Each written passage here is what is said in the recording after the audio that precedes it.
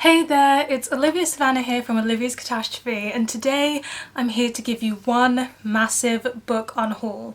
So once upon a time I was up at 1 AM and I just suddenly had this urge to unhaul all of the books on my red shelf that I just didn't want anymore, and I did it at 1 AM, sorted through my whole red shelf and then pulled off some books and also pulled off a few books from my recently added to my TBR. And in the morning I woke up and I didn't hate what I'd done. I was quite happy, so that's why we've got this unhaul coming to you today. I've got 47 books to talk about here, so let's go through them. Most of them I've read and either liked but didn't like enough to keep, or didn't like. And I've decided that I want to keep less of my 3-star reads just because I'm never going to reread them, and I've also been DNFing series left, right and centre, but we're going to get to that in a bit.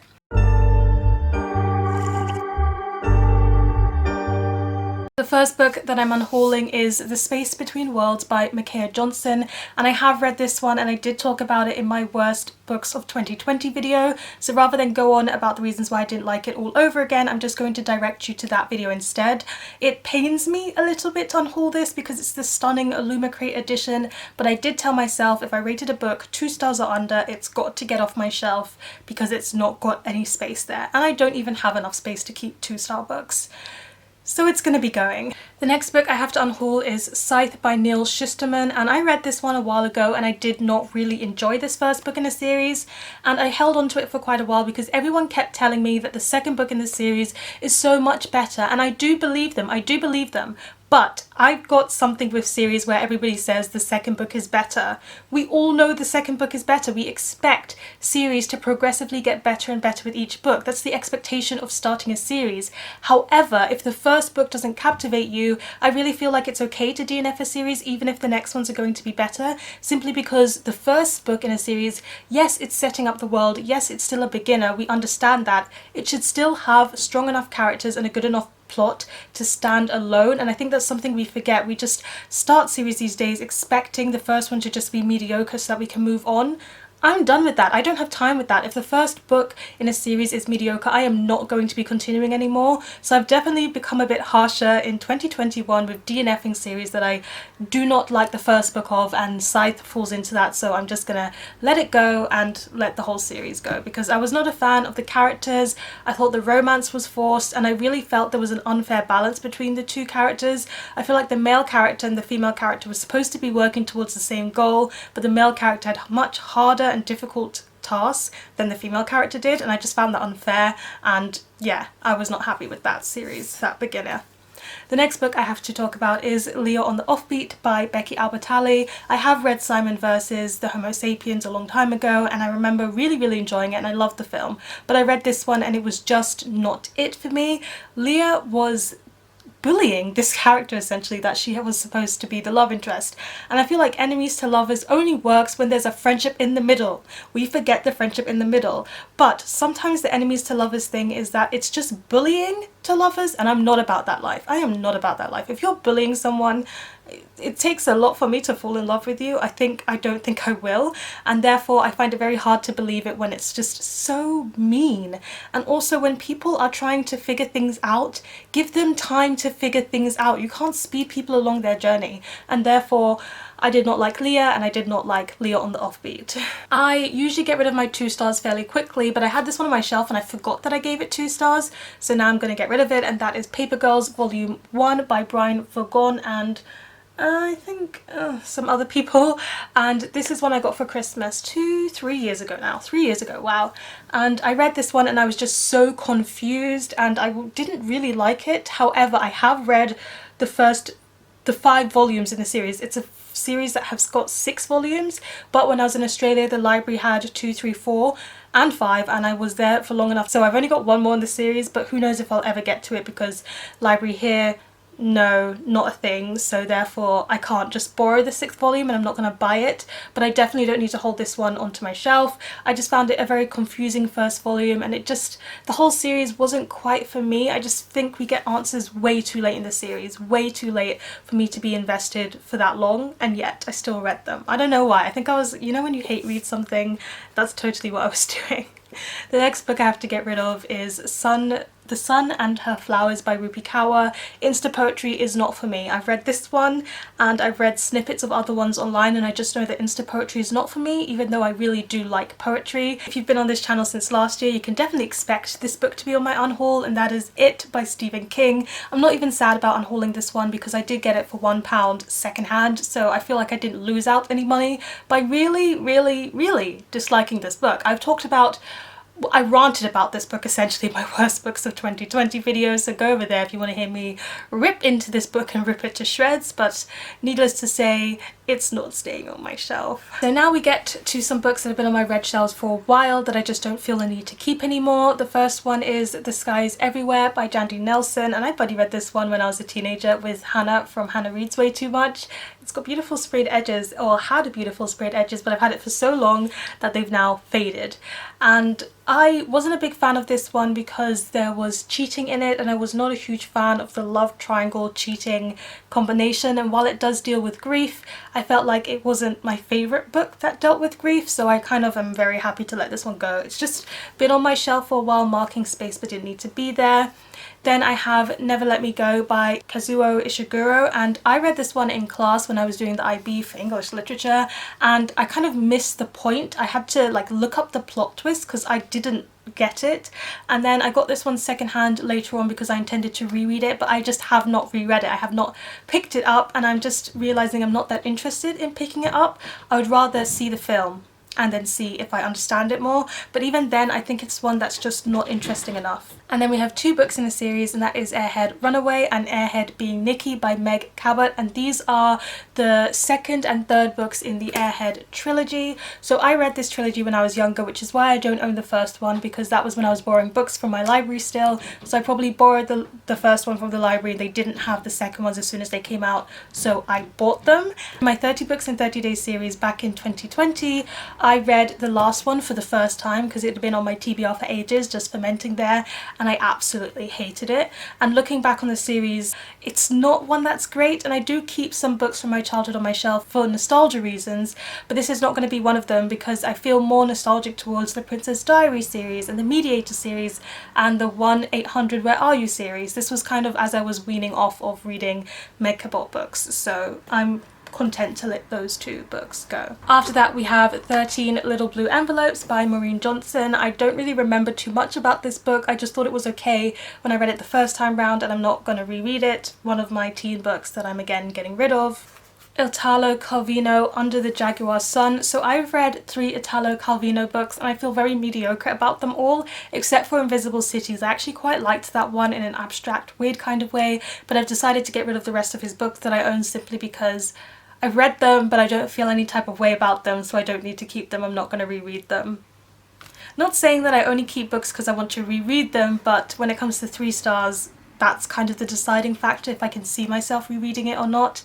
The same goes with Tell Me No Lies by Malorie Blackman. This is one I got from my birthday from my sister for a long time ago, back when I was an early teen, and Malorie Blackman books are very hit or miss for me. She's written some books that are my absolute favourites of hers, but then she's also written some books that I just feel very lukewarm about, and Tell Me No Lies was one of them. I did enjoy that it looked at stealing and being a pickpocket and the consequences of that, but it's not one that sticks in my mind too strongly, and I don't think it's one that I kind of need anymore. Flash Fiction Forward, which is 80 very short stories, and I read this in my first year of uni. It was required reading, and I've marked a few of the flash fiction stories that I think had very good methods, but I don't see myself picking this up again, and I'm not a huge fan of anthologies where it's by lots of different authors anymore. If I do like collections of short stories and poetry, I prefer it to be by one author so I can really see their themes and their style rather than just a whole collection of various things. It's just not my jam anymore. Now we're going to do duplicates, and you'll see why I made those fake things, air quotes. So the first one is The Complete Poetry of Edgar Allan Poe. I've actually already read this and I quite liked some of it.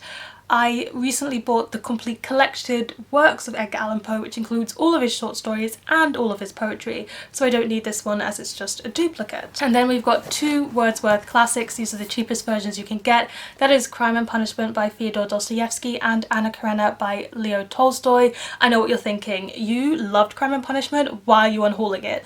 Well, it's simply because I've been getting classics in these editions because they're the cheapest one, and classics can be hit or miss for me. So what I'm doing is getting the cheapest second-hand version of classics that I can find. I think both of these cost me €1 each, reading them, and then if I love them, I'm buying one of the beautiful collected editions that you can find around that I want on my shelves because I loved that classic, rather than buying a beautiful edition and then being like, I didn't like that, and unhauling it. So I'm saving money by doing this, and I do intend to buy back both Anna Karenina and also Crime and Punishment in the penguin cloth bound editions because they look gorgeous.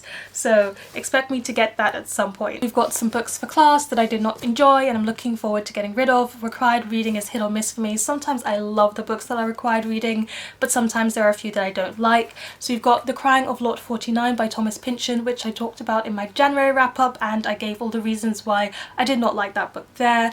Then we have As I Lay Dying by William Faulkner. The writing style in this was atrocious to me. I just could not stand it. I could not fathom it. It was horrific to read personally, and I also did not like the subject matter. I found it to be a very slow-paced and kind of boring story, and yeah, it just was not the one for me. Manhattan Transfer by John Dos Passos was one that I disliked so much I had to switch to audiobook to finish reading it for class, and it gives you quite a lot of snapshots that are disjointed about people's lives, but it just didn't connect up in a way that interested me, and I feel like nothing interesting was happening in these characters' lives anyway, so I was also very happy to get rid of this one.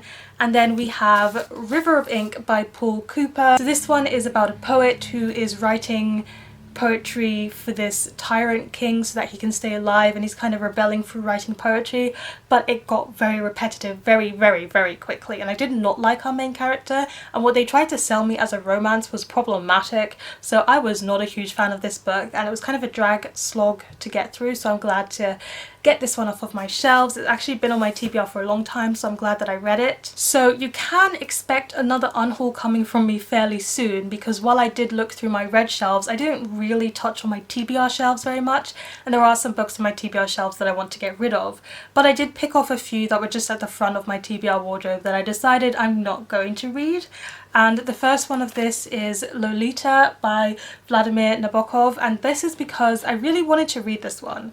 I really wanted to at least give it a chance because I got it in a free little library. But I've recently heard about My Dark Vanessa, which kind of does some of the themes that this one does, but it's got a more contemporary take on it, and apparently it's just easier to process, so instead I'll be reading My Dark Vanessa. And as well as that, I've read 2 books with paedophilia in them recently. In January there was one, and I think there was one somewhere else recently, can't remember exactly, and I can't read it.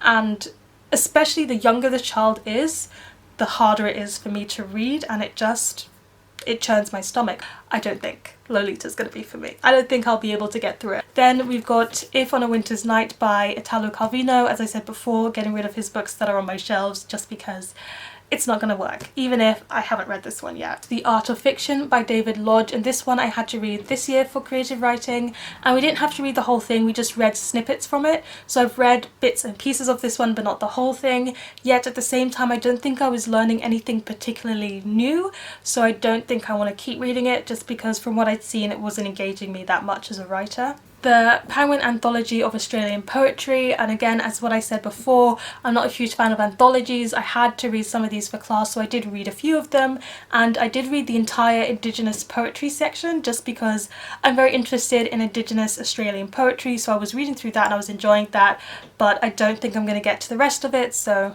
letting it go. At last, we've got a Dutch one that I got from a free little library, and that is Echte Mannen Eten Geen Kaas by Maria Mostert, and The thing with free little libraries are, it's great, you find books that you've never heard of, you pick them up and they're interesting, but I am someone who really checks reviews before I read a book. So I picked this one up from the free little library, checked reviews on Goodreads and saw the reviews were atrocious.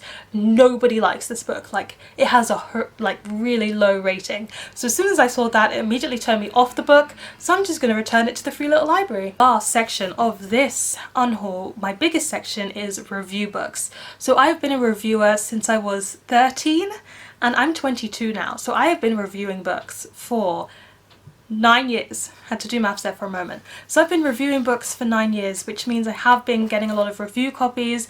I was first on book blogs and then I went to Bookstagram and then I went to BookTube. So it's definitely been like spread out over various platforms, and I still am active on all of those platforms. You're on my BookTube channel now, but if you'd like to join me over on Instagram or over on my book blog, there's links in the description box all the time. But that means I have acquired a lot of review copies, and over time there's just some that I'm okay to let go of because I will not be continuing the series, or I just thought it was okay, or I liked it but I don't feel a need to reread it even though I enjoyed it. So the first two I've got here are The Last of the Fire Drakes and Rise of the Dawnstar by Farah Umbahoy, and these are in the Avalonia Chronicles. I read both of these books and I thought both of them were okay, and I'm sure there's a third one in the series, but I'm not interested enough to continue, so I'm letting go of these beautiful hardcover books. Then we have An Arc of Dissonance by Erica O'Rourke. I read this one and I thought it was okay. I think I actually got this one in a giveaway maybe, and I just thought it was okay. It's about a girl who goes between the multiverses by manipulating the strings or whatever, and something happens, but it just didn't intrigue me enough and the romance wasn't convincing me enough. The Versions of Us by Laura Barnett. I thought this one was very, very repetitive. It's again about multiverses, but you go through these characters' life in one universe and then the next and then the next, and it's just their life, their normal life, and nothing too amazing or drastic happens, and none of these multiverses link up. So I found it to be quite boring and I'm content to get away with it, like get rid of it. Then we have Some Writer, The Story of E.B. White, and this is a illustrated autobiography. I was interested in this one because I did read Charlotte's Web when I was younger and I really liked the films for Stuart Little. I read it, I really enjoyed this actually, but I don't think I need to keep it. She Bakes the Cakes by Samantha Rose. I read this one, I reviewed this one. It's a thriller and it was entertaining. I did like it. However, it's not something I'm going to reread. I'm not a big thriller reader anymore, and I don't think thrillers are really ones you reread because you already know the plot twist. So it would have to be a very, very good thriller for me to want to reread it. Then we have That Asian Kid by Savita Kalan. I did read and review this one. It's about an Indian boy at school who believes that his teacher is racist and downgrading him simply because of racism, but of course he needs to prove it, and then he gets some incriminating footage of this teacher, and it's up to him to choose whether to use the incriminating footage to get her fired so that he can get a teacher that will grade him properly, or if he should go about things a conventional way with filing complaints and dealing with people believing him or not believing him, whatever. I enjoyed this one. I think it handles what racism can look like in the contemporary everyday very, very well, and all of those discussions were really, really good. But I don't think it's one I'm going to reread. I enjoyed Savita Kalan's debut novel more, which is still on my shelves. That one's staying. Then we have Article 3 by Anna Jacobsen Lund, and this one is a dystopian book, the first in a series. I remember liking it. I don't remember too much else about it, and it's translated fiction. I don't think the rest of the books are translated in the series either, so I don't think I could continue even if I wanted to. Two more thrillers. We have Murder on the Safari and The Berlin Package by Peter River. Again, I remember enjoying both of these thrillers and finding them very suspenseful, so I kept turning the pages and kept reading. I just don't think they're going to be two that I reread at any point in time. The Dead Man by Nora Gold is set in Israel and is about a musician and composer trying to find out more about her past, and I remember really enjoying this one, but I don't think it's one that I'm going to reread at any point, and I actually think this might be one my mother would like, so I'm going to be giving it to my mum. Uncross the Stars and Invisible Wings by Janelle Rhiannon. These are both contemporary young adult novels. Enjoyed both of them, had a good connection with the author, but again, not going to be rereading them. Traveler's Transformation by Gregory V. Deal is about traveling, how you can travel more, like how to travel more, but also what's the important things that you can find and values that you can take from traveling.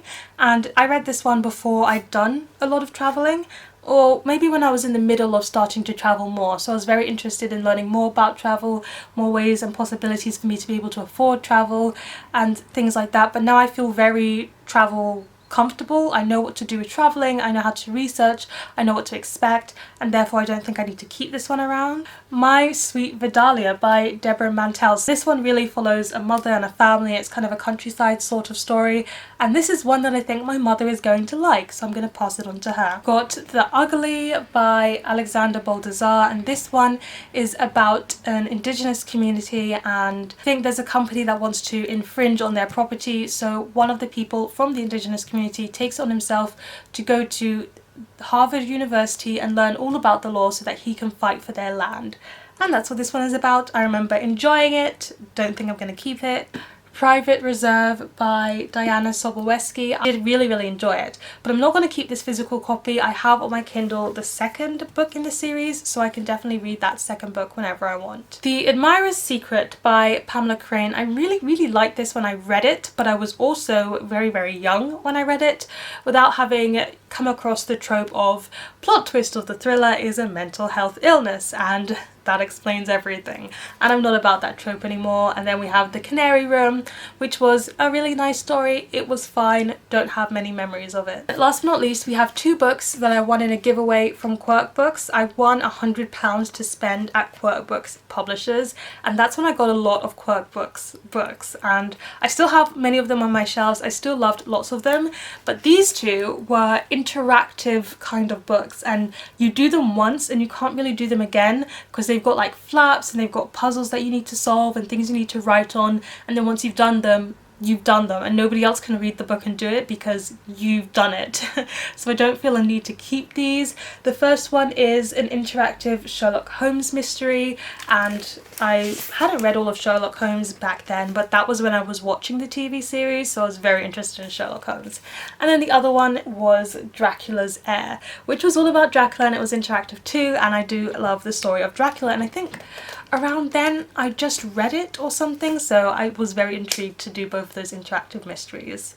So there you have it. Those are the 47 books that I am getting off of my shelves, but you know, there's going to be a haul soon which is going to replace some of these, because that's how it goes. Just as Sharpay said, it's out with the old and in with the new.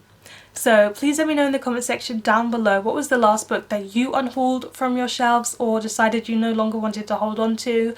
Please give this video a thumbs up if you enjoyed it, hit the subscribe button if you want to see more, and don't forget to hit the notification bell to be updated every time I have a new video. And you know what they say, onwards and upwards. Excelsior! Oops.